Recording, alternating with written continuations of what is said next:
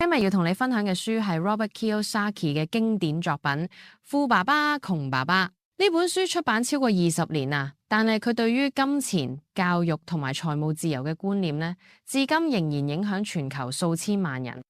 第一章，富人不為錢工作。作者從小同時受兩個父親嘅影響，一位係受過高等教育、有穩定工作嘅親生父親窮爸爸，另一位係冇完成高學歷但識得經營投資嘅富爸爸。窮爸爸嘅觀念係啦，要努力讀書，搵份穩定嘅工作，零薪水就係安全。富爸爸嘅觀念即係唔好為錢做嘢啦，要俾錢為你做嘢啦。呢一章最重要嘅核心呢，就係話俾我哋知，大部分人一世都被薪水同埋恐懼控制，怕冇錢，所以努力工作，有咗錢又怕失去，所以繼續搏命。富爸爸要清奇理解嘅係一種超越薪水嘅思維，你要追求嘅唔係更多嘅工資，而係資產，能夠喺你唔工作嘅時候依然帶嚟收入。第二章，點解要注重財務知識？咁呢一章嘅核心觀點就係得一句話啦：資產會將錢擺咗口袋，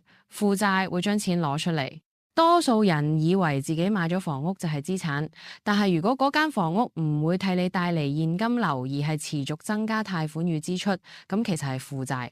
作者強調，財務自由嘅人唔一定有高收入，但係一定識得建立資產。呢個係窮爸爸完全忽略嘅地方。第三章，經營自己嘅事業。呢一章講嘅係唔好淨係顧住幫人哋工作，係要學識經營自己嘅資產。你領嘅薪水會入到人哋嘅口袋，公司老闆、政府稅收、銀行利息。但係如果你能夠持續關一部分收入投入呢個資產，好似投資啊、房地產啊、事業嗰啲嘢，先至係真正替你做嘢。窮爸爸會話俾你聽啊，努力升職加薪。咁富爸爸咧就會提醒啦，無論工作幾忙啦，都要將錢投到你嘅資產項目裏邊。第四章，稅收同企業嘅力量。窮人同中產階級咧最常講啦，繳稅係應該嘅，但係富人識得利用制度啦。富爸爸讓清奇睇到富人透過公司制度先將錢使咗再繳稅，而上班族則係先繳稅先至使錢。企業嘅存在唔止係經營一門生意，亦都係財務規劃嘅工具。呢一章嘅重點係俾我哋理解財務知識唔只係計數，而係識得點樣運用法律同埋制度。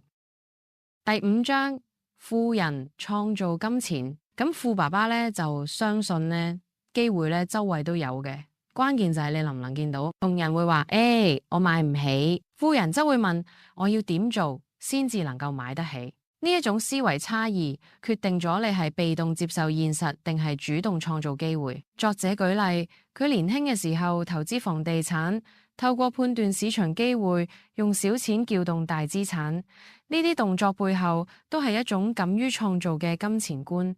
第六章，為學習而工作，唔係為金錢。最後一章，富爸爸提醒清奇，真正嘅價值唔係你領幾多薪水，而係你學到咩能力。好多人驚㗎，轉換跑道，驚嘅薪水少咗，驚嘅地位降低。但係富爸爸強調咧，要喺唔同領域學習技能、銷售、行銷、管理、投資，因為呢啲能力會俾你有機會創造資產，而唔係一世依靠薪水生存。